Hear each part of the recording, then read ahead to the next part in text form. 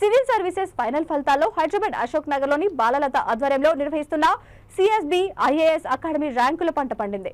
ఇప్పటి వరకు అకాడమీకి 16కు పైగా ర్యాంకులు దక్కాయి. విద్యార్థులతో కలిసి కేకును కట్ చేసి సంబరాలు జరుపుకున్నారు. అనంతరం శాలువాలతో సన్మానించి పుష్పగుచ్చాలను అందజేశారు. ఈ సందర్భంగా బాలలత మాట్లాడుతూ కష్టపడి చదివితే ఈజీగా ర్యాంక్ సాధించవచ్చని అన్నారు.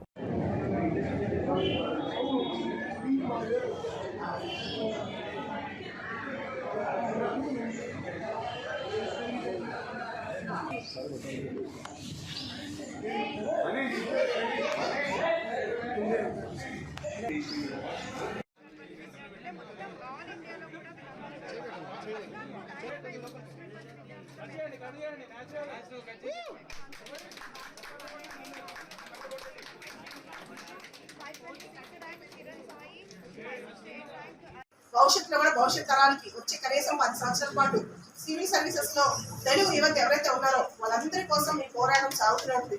నాదేంటంటే సివిల్స్ అనేది కేవలం హిందీ రాష్ట్రాల యొక్క ప్రాతిపదికన కాదు. ఎందుకంటే సివిల్స్ లో క్వశ్చన్ పేపర్స్ లో కూడా ఇంగ్లీష్ హిందీలో క్వశ్చన్ పేపర్స్ ఉంటే తెలుగులో ఉండవు. తెలుగు రాష్ట్రాల యువత చాలా మంది ఇబ్బంది పడ్డారు, గుర్తునే ఉంటుంది. 2015 నుంచి ఈ రోజు చరిత్ర తీసుకుంటే రోనకి గోపాలకృష్ణ గాని ఇలా చాలా మంది విద్యార్థులు తెలుగులో రాయడానికి ఇబ్బంది పడిపోయారు. వాళ్ళ క్వశ్చన్స్ కూడా సరిగా అర్థమయ్యే కాదనమాట.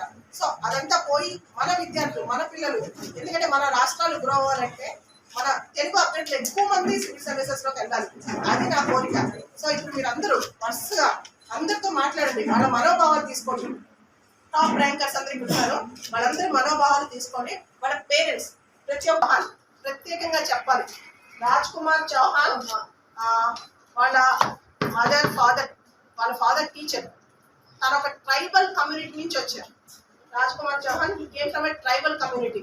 అండ్ తను ఈరోజు మీరు అనుకునే ఉంటారు, ఒకరోజు అడిగారు, మేడం ఆదిలాబాద్ లో రోడ్లు బాగాలేవు, నేనేం చేయాలి, అక్కడ ప్రాబ్లం ఉంది, నేనేం చేయాలని నేను చెప్పాను ఒకటే మాట, చౌహాన్ నువ్వు కలెక్టర్ అవ్వు, నీ మాట ప్రపంచం మొత్తం ఒకటే మాట వింటుందని చెప్పి రాజ్ కుమార్ చౌహాన్ ఈరోజు